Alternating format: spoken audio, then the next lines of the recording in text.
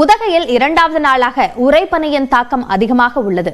இது குறித்த கூடுதல் விவரங்களை நம்முடைய செய்தியாளர் ஐயாச்சாமியிடம் கேட்கலாம். ஐயாச்சாமி, உறைபனி நேற்றை விட இன்று அதிகமாக இருக்கா? சுற்றுலா பயணிகள் இதனால பாதிக்கப்படக்கூடிய சூழல் ஏற்பட்டிருக்கா? அபிநயா, உதகையில் இன்றும் உறைபனியின் தாக்கம் அதிகமாக காணப்பட்டது. குறிப்பாக நேற்றும் உறைபனி காணப்பட்ட நிலையில் இரண்டாவது நாளாக இன்றும் இந்த உறைபனியின் தாக்கம் பல பகுதிகளில் காணப்பட்டது. குறிப்பாக அவலாஞ்சி, அதே போல் நகரில் குதிரை பந்தய மைதானம், காந்தல், தலைக்குந்தா உள்ளிட்ட பகுதிகளில் இந்த உறைபனியின் தாக்கம் அதிகமாக காணப்பட்டது. இதனால் இந்த பகுதிகள் முழுவதும் காஷ்மீர் போல் காட்சியளித்தன. தலைக்குந்தா பகுதியில் இந்த உறைபனியை காண ஏராளமான சுற்றுலா பயணிகள் குவிந்தனர்.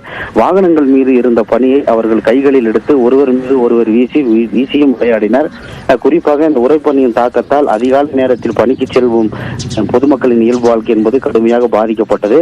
நகரில் காந்தல், தலைக்குந்தா பகுதிகளில் 0 டிகிரி செல்சியஸ் பதிவாகி இருந்ததால் கடும் குளிர் நிலவியது. அபிநயா, உதகையில் உறைபனி 2 நாட்களாக நீடித்து வருகிறது. இதனை சுற்றுலா பயணிகள் ரசிக்கத்தான் செய்கிறார்கள். இது சார்ந்த கூடுதல் விவரங்களுக்கு நன்றி ஐயாச்சாமி.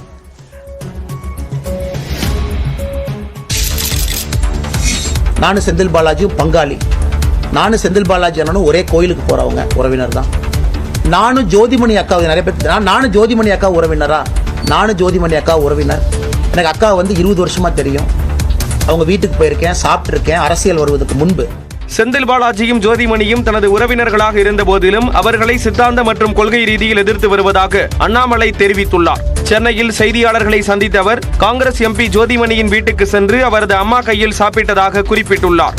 ஏன், நான் அரசியல் வருவதற்கு முன்பு நானும் செந்தில் பாலாஜி அவர்களும் ஒன்றாக அமர்ந்து உணவு சாப்பிடலையா? செந்தில் பாலாஜின்னா என் வீட்டுக்கு வந்து சாப்பிட்டு போயிருக்காரு. அரசியல் வருவதற்கு முன்பு எங்க அம்மா கையில சாப்பிட்டு போயிருக்க. கல்வித்தரத்தை உயர்த்தியாக வேண்டும் என்ற நிலையில்தான் 5 முதல் 8 வரையிலான கட்டாய தேர்ச்சி முறை ரத்து செய்யப்பட்டுள்ளதாக அவர் கூறினார். விமானத்தில் செல்பவர்கள் 7 கிலோவிற்கு குறைவான ஒரு பையை மட்டுமே தங்களுடன் கையில் கொண்டு செல்ல வேண்டும் என மத்திய சிவில் விமான போக்குவரத்து அமைச்சகம் உத்தரவிட்டுள்ளது. விமான பயணிகளின் எண்ணிக்கை அதிகரித்து வரும் நிலையில் அவர்களின் பாதுகாப்பை உறுதி செய்ய மத்திய தொழில் பாதுகாப்பு படை மற்றும் சிவில் விமான போக்குவரத்து அமைச்சகம் இணைந்து லக்கேஜிற்கான விதிகளை திருத்தியுள்ளன. அதன்படி எக்கானமி வகுப்பில் பயணம் செய்பவர்கள் தங்களுடன் அதிகபட்சம் 7 கிலோ எடையிலான ஒரு பையை மட்டுமே கையில் கொண்டு செல்ல அனுமதி வழங்கப்பட்டுள்ளது. அதேபோன்று முதல் வகுப்பு மற்றும் பிசினஸ் கிளாஸில் பயணம் செய்பவர்கள் அதிகபட்சம் 10 கிலோ எடையிலான பையை தங்களுடன் கொண்டு செல்ல முடியும். இந்த பையின் உயரம் 55 சென்டிமீட்டருக்கு மிகாமலும் நீளம் 40 சென்டிமீட்டர் மற்றும் அகலம் 20 சென்டிமீட்டருக்குள்ளும் இருக்க வேண்டும் என்றும் விதிகள் குறிப்பிடப்பட்டுள்ளன. இந்நிலையில் கடந்த மே 2ஆம் தேதிக்கு முன்பு முன்பதிவு செய்த பயணிகளுக்கு பழைய லக்கேஜ் விதிகளே பொருந்தும் என்றும் மத்திய சிவில் விமான போக்குவரத்து அமைச்சகம் விளக்கம் அளித்துள்ளது. 7 கிலோவிற்கு அதிகமான பைகளை கண்டிப்பாக லக்கேஜ் பிரிவிற்கு அனுப்ப வேண்டும் என்றும் உத்தரவிடப்பட்டுள்ளது. மதுரை அருகே டங்ஸ்டன் சுரங்கம் அமைக்க திட்டமிடப்பட்டிருக்கும் இடத்தை மறு ஆய்வு செய்ய உள்ளதால் ஏலதாரருக்கு ஒப்பந்த கடிதம் வழங்கும் பணியை தற்காலிகமாக நிறுத்தி வைக்க தமிழக அரசுக்கு மத்திய அரசு கோரிக்கை விடுத்துள்ளது. இது தொடர்பாக மத்திய பத்திரிகை தகவல் அலுவலகம் வெளியிட்ட செய்தியில், நாயக்கர்பட்டி டங்ஸ்டன் சுரங்கத்தை மத்திய அரசு ஏலம் விடுவது தொடர்பாக தமிழக அரசுக்கு 2023 செப்டம்பர் 15 கடிதம் மூலம் தெரிவிக்கப்பட்டதாகவும் தமிழ்நாடு அரசு கோரிய ஐயங்களுக்கு விளக்கம் அளிக்கப்பட்டதாகவும் தெரிவிக்கப்பட்டுள்ளது.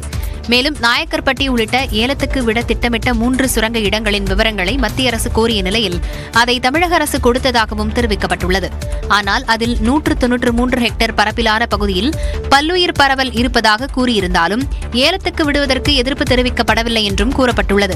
2024 நவம்பர் 7ஆம் தேதி இந்துஸ்தான் ஜிங்க் நிறுவனத்திற்கு ஏலம் விடப்பட்டதாகவும் அதுவரை நிறுத்தி வைக்க கோரி தமிழக அரசிடமிருந்து எந்த தகவலும் வரவில்லை என்றும் கூறப்பட்டுள்ளது. ஏலம் விடுவதுடன் மத்திய அரசின் பணிகள் முடிந்து விடுவதாகவும் ஒப்புதல் கடிதம், சுரங்க ஒப்பந்தம் உள்ளிட்டவை மாநில அரசாலேயே வழங்கப்படுவதாகவும் மத்திய அரசு தெரிவித்துள்ளது. பல்லுயிர் பரவல் மற்றும் பாரம்பரிய சின்னங்கள் இருப்பதாக பல்வேறு கோரிக்கைகள் வந்துள்ள நிலையில் பல்லுயிர் பரவல் பகுதியை சுரங்கத்திலிருந்து விலக்கி எல்லையை இந்திய புவியியல் ஆய்வு மையம் மறுவரையறை செய்வதற்கான சாத்தியக்கூறுகளை ஆராய கோரப்பட்டுள்ளது. அதுவரை ஏலதாரருக்கு ஒப்பந்த கடிதம் தருவதை நிறுத்தி வைக்க தமிழ்நாடு அரசுக்கு கோரிக்கை விடுக்கப்பட்டதாகவும் தெரிவிக்கப்பட்டுள்ளது. மதுரை அருகே டங்ஸ்டன் சுரங்கம் அமைக்கும் திட்டத்தை கைவிட வேண்டும் என்ற கோரிக்கையை ஏற்றுள்ள மத்திய அரசுக்கு நன்றி தெரிவிப்பதாக பாஜக மாநில தலைவர் அண்ணாமலை தெரிவித்துள்ளார். டங்ஸ்டன் சுரங்க ஏலத்தை நிறுத்தி வைப்பதாக அறிவித்த மத்திய அமைச்சர் கிஷன் ரெட்டிக்கு மதுரை மாவட்ட மக்கள் சார்பில் நன்றி தெரிவிப்பதாகவும் குறிப்பிட்டுள்ளார். தமிழக மக்கள் மற்றும் விவசாயிகளின் நலனை முன்னிறுத்தியே பிரதமர் மோடி முடிவுகள் மேற்கொள்வார் என்பது இந்த நடவடிக்கை மூலம் மீண்டும் உறுதியாகியுள்ளதாகவும் அண்ணாமலை தெரிவித்துள்ளார். அதே சமயம் அரிட்டாப்பட்டி, மீனாட்சிபுரம் கிராமங்களில் உள்ள சுமார் 193.215 ஹெக்டேர் நிலப்பகுதியில் மட்டும்தான் சுரங்கப்பணி நடக்காது என மத்திய அரசு கூறியுள்ளதாக எம்பி சு வெங்கடேசன் தெரிவித்துள்ளார்.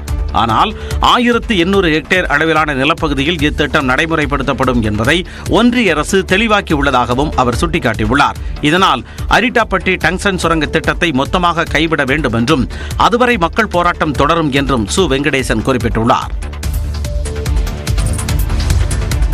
திரையரங்கு பராமரிப்பு கட்டணத்தை உயர்த்தி தமிழ்நாடு அரசு அரசாணை வெளியிட்டுள்ள நிலையில் டிக்கெட் கட்டணம் உயராது என திரையரங்கு உரிமையாளர்கள் விளக்கமளித்துள்ளனர். திரையரங்கு பராமரிப்பு கட்டணத்தை ஏசி இல்லாத திரையரங்குகளுக்கு 2 ரூபாயில் இருந்து 5 ரூபாயாக உயர்த்த வேண்டும் என்றும், ஏசி திரையரங்குகளுக்கு 4 ரூபாயில் இருந்து 10 ரூபாயாக உயர்த்த வேண்டும் என்றும் திரையரங்கு உரிமையாளர்கள் அரசிடம் கோரிக்கை வைத்திருந்தனர். இந்நிலையில் ஏசி அல்லாத திரையரங்குகளுக்கான பராமரிப்பு கட்டணத்தை 2 ரூபாயில் இருந்து 3 ரூபாயாக உயர்த்திக் கொள்ளலாம் எனவும், ஏசி திரையரங்குகளுக்கு 4 ரூபாயில் இருந்து 6 ரூபாயாக பராமரிப்பு கட்டணத்தை உயர்த்திக் கொள்ளலாம் என்றும் தமிழ்நாடு அரசு அரசாணை வெளியிட்டுள்ளது. பராமரிப்பு கட்டணத்தை உயர்த்தி அறிவித்த தமிழ்நாடு அரசு